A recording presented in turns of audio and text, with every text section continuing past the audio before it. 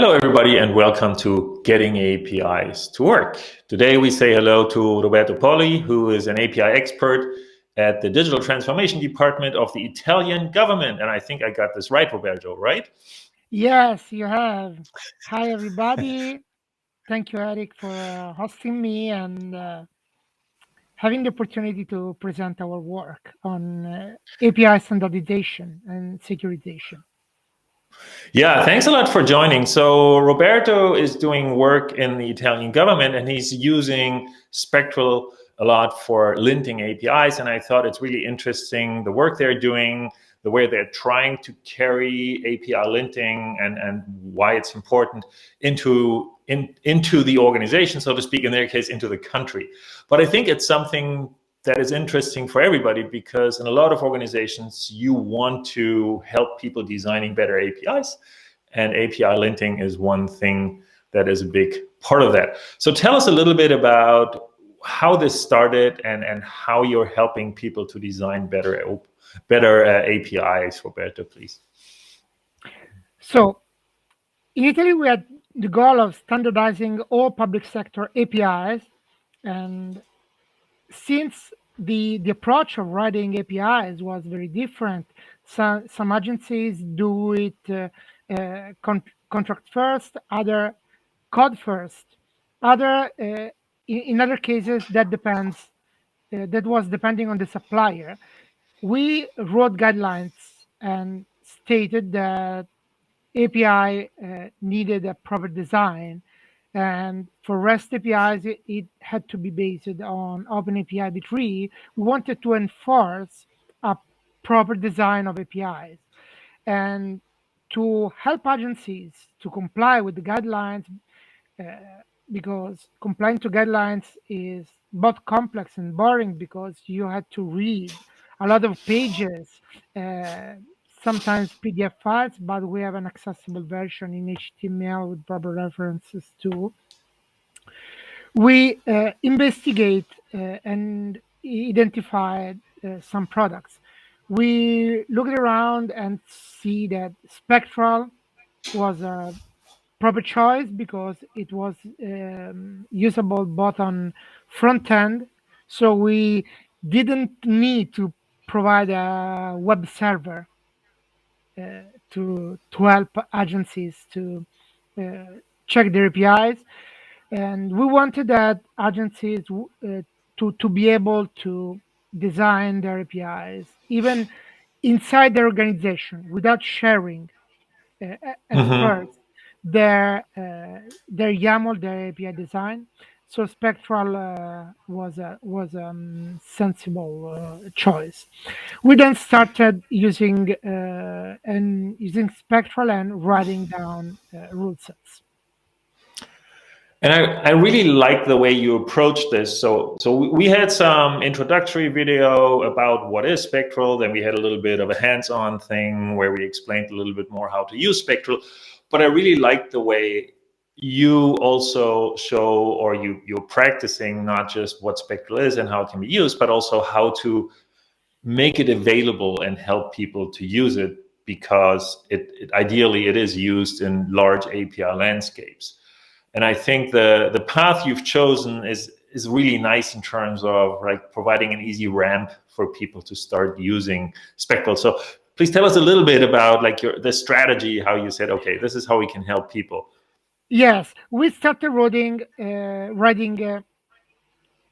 Spectral rules, and we find that the major agencies were able to use it because they already had the knowledge. But then we found that there was a gap with smaller agencies, a gap with suppliers. So we decided that we need a showcase, just like a showcase that uh, help agencies and even simple people, because security and proper design should be available to everybody, not just for the public sector.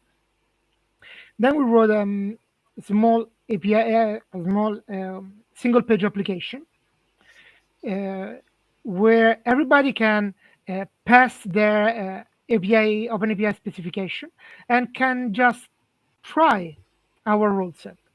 This was a very important step because it allows us to simplify to the explanation of what guidelines are, why they are useful, and it lower the barriers to secure and design API. So people just needed to pass their APIs, just like it was on uh, Swagger UI, for example, Yeah. and click validate, and they get a list of issues. They get the description of the issues. They can ask for support because for every rule, they can push a button and be redirected on our Slack channel and discuss with us, engage with us on the rule set. Okay, let's have a brief look. I really like this idea because, as you said, right, it's very easy, copy paste, and people can easily jump into it. So let's have a look how this is done in practice. So here, okay, I can see your screen. So this is how it all starts. Okay.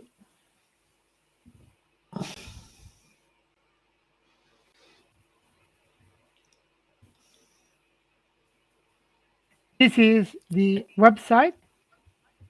And I'm sure I'll link it from down below here and put the link in the Okay, description, everything, great. so everybody can play around with it if they want to. You can test it. For example, there are two sample APIs. There is a simple API with errors, so you can try it. You can validate your API and you get, oh, there are some issues. For example, oh, I have got an OAuth endpoint that uses HTTP and not HTTPS. Let me check it. Oh, and wow, I have insecure flows. What are insecure flows? Okay, the OAuth2 authorization framework defines various grants. Some grant types are not considered insecure. Well, they are insecure, so I remove them. Okay. And well, let's revalidate. I've got other issues. Okay, but I'm improving stuff or insecure parameter. I have a secret in a query and transform it into a header. And oh, the same is here, an API key sent in query parameter. And bump. No, my API now is valid. I have some other tricks to do, but that's the basic outlook. And if I have something that I do not understand, I could push this button and ask to the Italian Slack channel and discuss with us about why there is this rule and what does it mean. But even before that, you already provide a little bit of an explanation, which I think is really nice, right? Like, I mean, step one is like seeing those error messages or warnings, which already is pretty useful. And then the next one is, okay, I can read up a little bit more. And from what I see, you're even linking to standards in there. So that's really nice. I think that's something where you provide really good starting points for people to just look at what they're doing and find out why it's maybe not such a great idea. Yes, and you can even get all the rule sets. This is generated automatically by the rule set of this information are baked into the rule set, into the YAML file. So there is a single point where you can get all information. You can use it directly from our website. You can download it. There is a versioned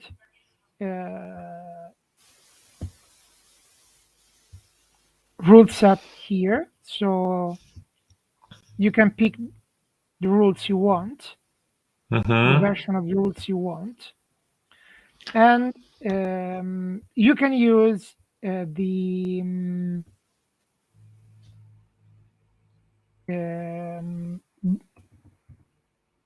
full rule set, generic this kind of rule set is untangled by Italian guidelines. It's only RFC based rule set.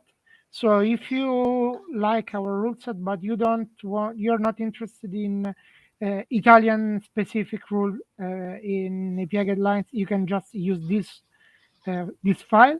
And here there is a set of security rule set. They are taken from best practices, RFC, and best practices on the web. And you are very welcome to contribute to these rule sets. Every rule is And I think tested. this is the really important message here, right? Like, on the one hand, I mean, not to say that Italy is not important, but like for most people, right, they probably don't want to check by rules that are specific for Italian APIs. But I think you've done a really good job at separating those into, these are rules that are interesting for anybody, and these are the rules that we kind of layer on top of them for the specific Italian rules. And ideally, I think those generic rules really are the ones that should be useful for pretty much Yes. anybody. Or let's ask like this: is there anybody who should not be interested in those rules? Well, I don't know. I think that one of the goals Let's just say no. The nice thing, for example, in our repository is that we have contributors from the web, Italian and other countries. So one from Germany. This is from Asia, probably India, UK. So there is a broad set of contributors that are interested in the generic rule set and in the security rule set. This is probably the greatest repository about security rule set. When we find some interesting rules abroad, we bake it into Nice. And I've seen that the German government is using your rule set already, right? So you do have. There is a German lender organization that we discussed with them with rule set. They use. They started with our rule set and they added ours. And the nice thing is that we confront with each other when there are some specific rule on security, for example, or related to RFC. You can just check the issues discussion because everything is transparent. So this is a cross-government open discussion in the public sector and even in the private. I really don't believe there is something that is specific to the public sector in IT. Probably there are use cases and there are requirements. We should focus on these, and probably everything that is useful, especially in the security field, is valid both for the public and the private sector. Yeah, I completely agree. I think that the fundamental issues around what APIs should do and should not do, and all these kind of things, it doesn't matter whether it's the public or the private sector. And this is the reason why I find it so interesting and so valuable that you are really trying to look at these generic rule sets and make sure that they're useful for anybody. And in large organizations, I think the issues that they have and the challenges that they face are very similar to the challenges of large governmental API landscapes. So there's really no reason why you shouldn't reuse those things. Yeah, there is some. There is another point I want to remark. For example, in Europe, the public sector is in contact with a large number of suppliers. So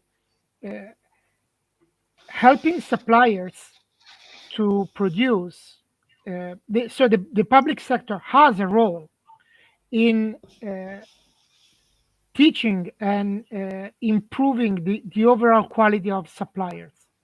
So this means that having and enforcing the public sector to push for contract first, well designed APIs means spreading this culture in a wide range of suppliers.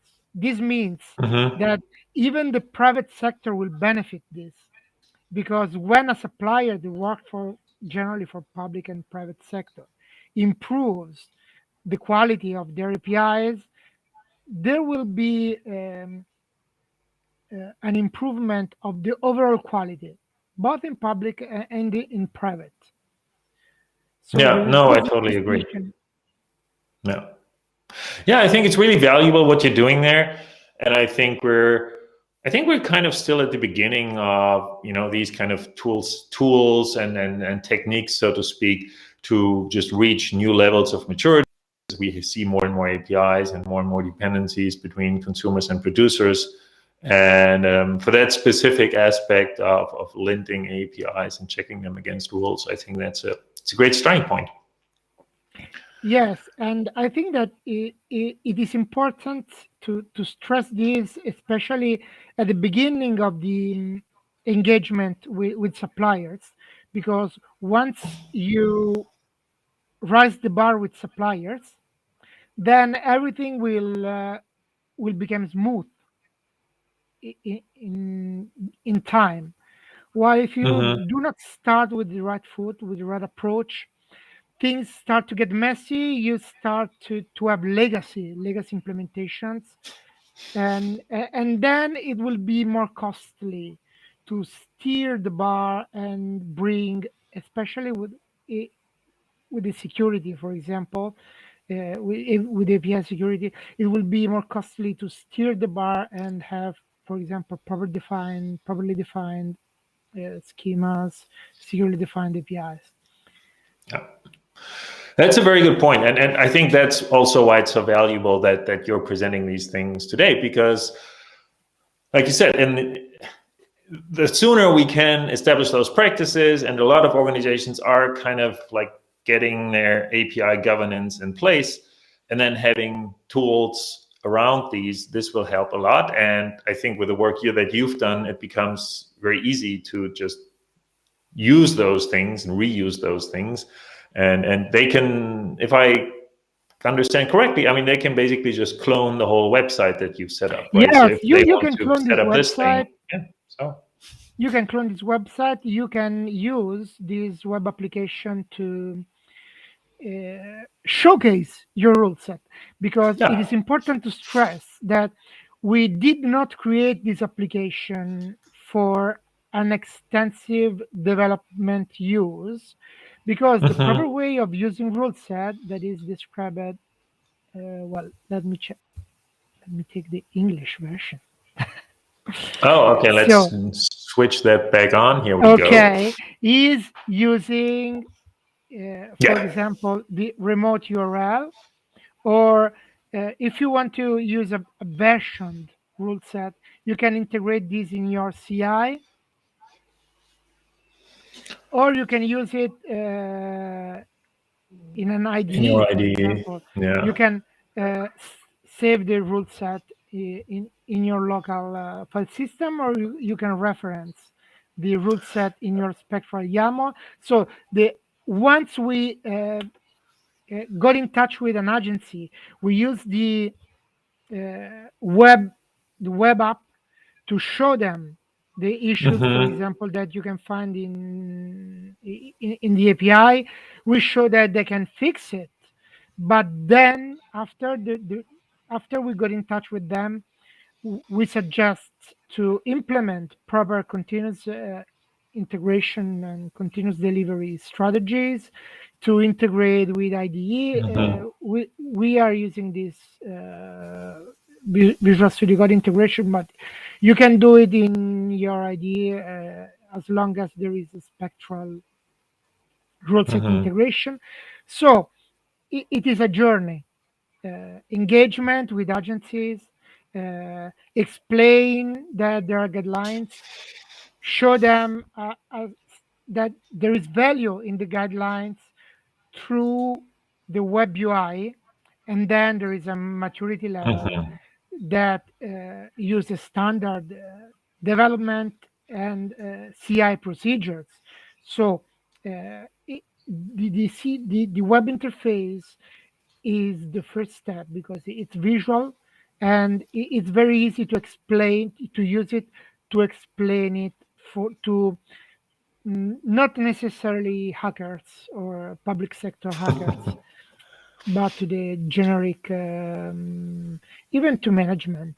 It has been effective to technical for explaining security and guidelines to technical management. Okay, yeah, I think there is a lot of value to that, and like you said, it's part of the overall journey. In the end, you probably don't want to have a website; you want to integrate it in other ways into your development. But there, you kind of need this on ramp to make it easy for people to understand that, and then take it one step further. Roberto, thank you so much for joining and explaining this. I think it's something that really is very inspirational and helps in a lot of different situations. And for, I think, pretty much anybody on their API journey, it should be something that they find valuable. Thank you, Eric. What are your next? Yeah, what are your like next, like what's the next step that you want to take this, or like you're done with this for now, or like what are your next steps with this project? No, we are continuously updating our rule set. Even Nice. this application is based on GitHub Actions, so we update it quite frequently. But the application and the rule set, we check that rule set don't break existing APIs. And for these kind of checks, I think we have our issue list to help agencies and private to deploy secure APIs. We are currently looking for contribution, especially on the security part of the APIs and on the part of the APIs rule set related to RFC. Okay, I think that's great. So anybody, if you're interested in security, right, check out Roberto's rule set. Maybe you can start contributing to it. You very likely can at least start using it, but contributing would be even better. So thanks again, Roberto, for all your work that you put into this. I'm sure this is very valuable for a lot of people in the community. And thanks a lot for taking the time today to be here and share it with us. Thank you, Eric. Thank you. Hi to the API community. Yeah. Thanks for this, and thanks everybody for watching. If you liked it, please give it a thumbs up, consider subscribing. I'll link all the interesting things in the description, so if you want to find the repo and the website and all these things, you can easily go to the description and check it out from there. Thanks again, and see you soon. Bye bye. Ciao.